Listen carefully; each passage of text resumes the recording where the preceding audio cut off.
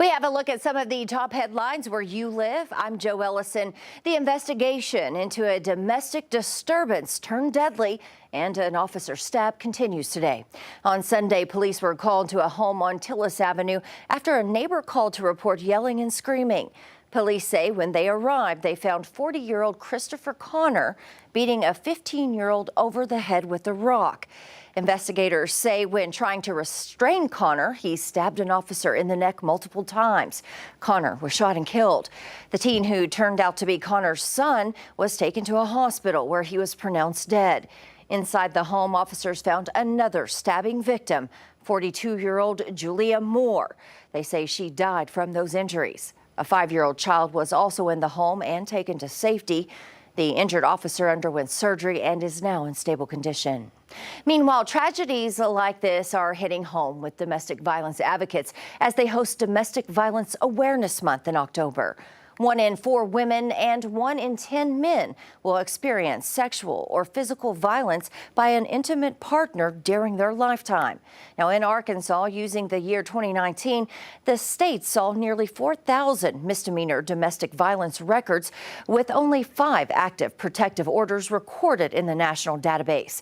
Now, if you or someone you know is in a situation of domestic violence, you can reach out for help by calling the National Domestic Violence Hotline.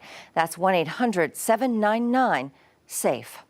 Arkansas Governor Asa Hutchinson will be holding his live weekly press conference tomorrow at 1:30. He'll address the COVID-19 pandemic across the state and how it impacts people here at home.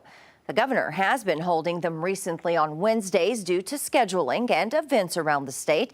But tomorrow you can watch the live briefing over on our 5 News Facebook page.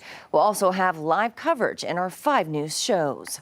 And Walmart unveils its Black Friday shopping plan. The retailer will offer 3 separate Black Friday events throughout November, with each sale day highlighting deals on a different group of products. Each of the sales will start on Walmart.com and then continue in stores a few days later. This year, subscribers to the store's premium membership, Walmart Plus, will have access to all of the deals being offered a full 4 hours before other shoppers. The first day of those deals will start online on November the 3rd, with a focus on toys, electronics, and tires. There will be major discounts on things like Roku-enabled TVs, dolls, and Keurig machines.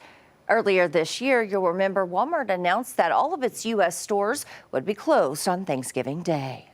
Well, those are some of the top headlines where we live. Of course, we'll continue to follow the news all day. You can catch up with us again this evening on your 5 News at 4, 5, and 6. I'm Joe Ellison. Have a great week.